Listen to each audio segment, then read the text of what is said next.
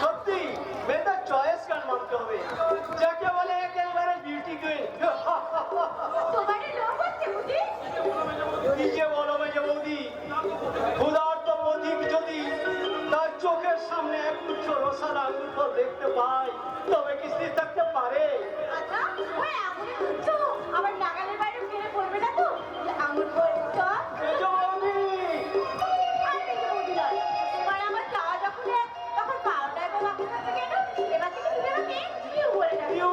হ্যাঁ, সবার সামনে আমি তোমার মেজে বলি, আর তোমার সামনে আমি শুধু তোমার পিউ, তোমার পিউ, তোমার পিউ। আমার পিউ, আমার পিউ, আমার পিউ। পিউলি, পিউলি।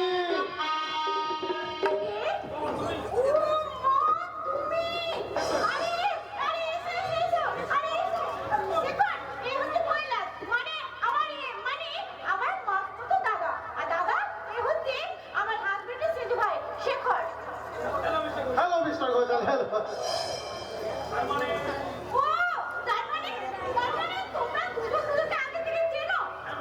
হ্যাঁ মেজে বৌদি, কৈলাস বাবুর সঙ্গে পেশার অ্যাপয়েন্টমেন্টটা আমার অনেক আগে হয়ে গেছে। কি বলে মিস্টার ডাক্তার? তখন যদি জানতাম পিউলি আই মিন আমার মামাতো বোনের হাজবেন্ডের ভাই, তাহলে আমার বন্ধুত্ব সম্পর্কটা খুব মজবুত করে নিলাম, তাই না? দাদা, তুমি কি তো জানোই? তুমি করেছো, তাই তোমার না খাইলে তুমি কিছুতেই ছাড়বো না। আরে বোন, তার জন্য কি আছে? তুই আমার একমাত্র বোন, আমি তো তোর বাড়ি আমার প্রায় আসা যাওয়া করি। তাই বলে কোনদিন আমাদের বাড়িতে এসে না খেয়ে ফিরে যাবেন? আমি মনকে রাজি নই। আপনি হলেন আমার মেজ বৌদি, মাতৃত দাদা, আই মিন আমার মেজদার বড় কুটুম। আপনাকে কি না খাই ছাড়তে পারি? শেখর, মেজ বৌদি, এটা কিন্তু আমার হুকুম। এই ভদ্রলোককে তুমি কিন্তু না খাইয়ে ছাড়বে না, কিছুতেই না।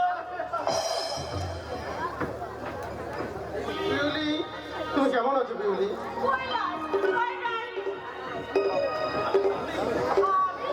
আমি ভালো নেই কৈলাস, বিয়ে করলাম, হসপিটালে সবগুলো করতে গেছি, আমার একটু ভালোবাসে না, আমাকে ওই পুরো গাঁদাবাজি বেশি আপন।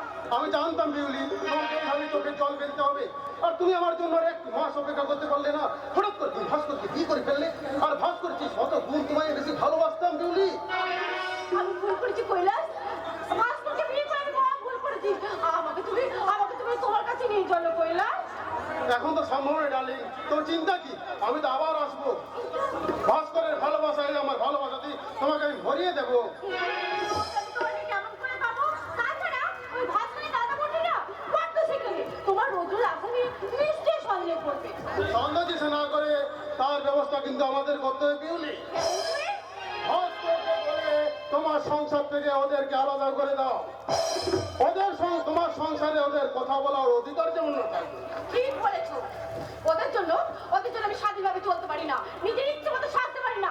ওরা আমার চিরশত্রু, ওই চিরশত্রুদের আমি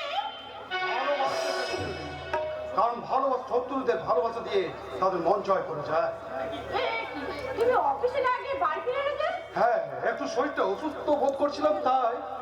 একেবারে বাড়ি ফিরে এসে সোজা আমার ঘরে ঢুকে পড়ে। আচ্ছা, তুমি কি জানো না যে আমার ঘরে ঢোকার আগে পারমিশন নিয়ে ঢুকতে হয়? পারমিশন?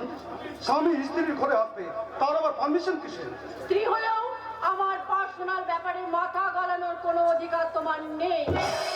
আমার ঘরে ঢোকার আগে তোমার পারমিশন নেওয়া উচিত ছিল, কারণ আমি আমার দাদার সঙ্গে একটা জরুরি আলোচনা করছিলাম। দাদা? ওই ভদ্রলোক তাহলে তোমার দাদা? তা তোমার দাদার সঙ্গে কি এমন জরুরি আলোচনা করছিলে যে বিনা অনুমতিতে প্রবেশ করায় সেই জরুরি আলোচনায় ব্যাঘাত ঘটলো? কি বললে?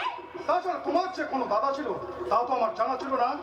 ইয়ে মানে ভাস্কর বাবু, আমি হলাম পিউলির মাস্তুতো দাদা।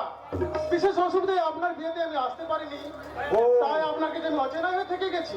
ও আচ্ছা আচ্ছা, ঠিক আছে। এ কি পিউলি, তোমায় না আমি কত ভাব বলেছি এই নোংরা অশ্লীল পোশাকে তুমি সাজবে না। আচ্ছা, তোমার দাদা কি ভাববে বলতো? আমি কিছু ভাবিনি। সে কি? আমি আমি পিউলির স্বামী, অথচ এই বেশে পিউলিকে দেখে আমারই লজ্জা হচ্ছে, আর আপনি কিনা দাদা হয়ে বলছেন। না মানে আগে লজ্জা করতো, এখন সেটা মানিয়ে নিয়েছি। মানিয়ে নিয়েছেন?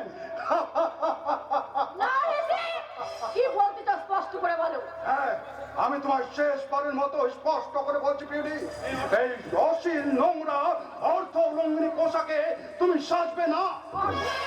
হ্যাঁ হ্যাঁ, অর্থ উলঙ্ঘনী। পিউলি, পিউলি, তুমি তো আমার ভৌতিককে তো অনেকবার দেখেছো। ড্রেসিং টেবিলের আয়নায় তুমি তোমার সুন্দর চেহারাটা অনেকবার দেখেছো। এখনো কি তুমি চিনতে পারলে না কোনটা সুন্দর আর কোনটা সুন্দর নয়?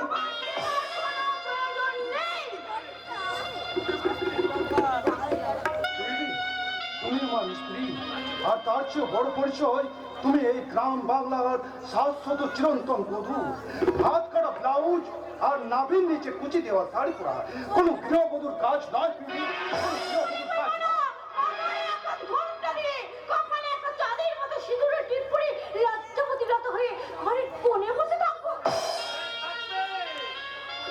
কারণ